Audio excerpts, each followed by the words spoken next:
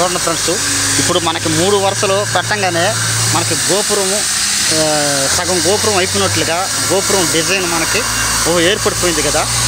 ఈ విధంగానే ఫ్రెండ్స్ ప్రతి ఒక్కో స్టెప్పు ఈ విధంగా సెట్టింగ్ చేసుకొని ఈ విధంగా జరుపుకుంటా అక్కడికి కొలతల ప్రకారము ఇక్కడ రాడ్ వేసుకొని కరెక్ట్ సైజులో మాకు ఇచ్చిన మార్కింగ్ ప్రకారం మేము చేస్తాం ఫ్రెండ్స్.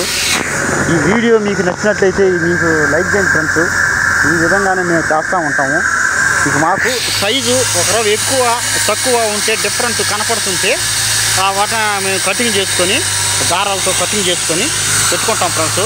ఈ రాళ్ళని మేము ఒక తిప్పడం కానీ దీనిపైన పెట్టడం కానీ జరుపుకోవడం కానీ అంతా ఈ క్రేన్తోనే మేము జరుపుతాం ఫ్రెండ్స్.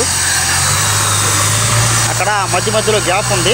ఆ గ్యాపులకి మేము సిమెంట్ పాలు పోస్తాము. సిమెంట్ పాలు పోస్తే మనకు కింద స్ట్రాంగ్గా ఉంటుంది. మాకు కదలకుండా స్ట్రాంగ్గా ఉండేదానికి మేము గ్యాప్కి సిమెంట్ పాలు పోస్తాము.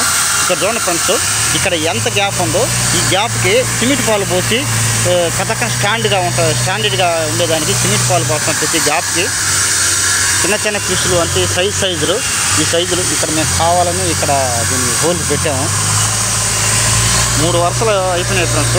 ఫస్ట్ వరుస ఇది, ఫస్ట్ వరుస, సెకండ్ వరుస, థర్డ్ వరుస, 3వ వరుస, 3 లైన్ పెట్టేసాము మేము ఇక్కడ. చూడండి ఫ్రెండ్స్, ఈ గుడి మీకు నచ్చినట్లయితే లైక్ చేయండి ఫ్రెండ్స్. ఎప్పుడైనా సరే మీరైనా ఎక్కడైనా గుడికి సహాయం కానీ గుడికి సేవ కానీ దేవుని దర్శించుకోండి ఫ్రెండ్స్. మన ఊళ్ళో అయినా కానీ ఏ ఊళ్ళో అయినా కానీ దేవుని దర్శించుకోవడం వల్ల అది పుణ్యం కలుగుతుంది ఫ్రెండ్స్. మనం పోయేటప్పుడు ఏం తీసుకోపోము, వచ్చేటప్పుడు ఏం తీసుకురాము. 3 మనకు తోడు ఉంటాయి ఫ్రెండ్స్. ఎన్ని జన్మలైనా కానీ 3 ఉంటాయి మన తోడు.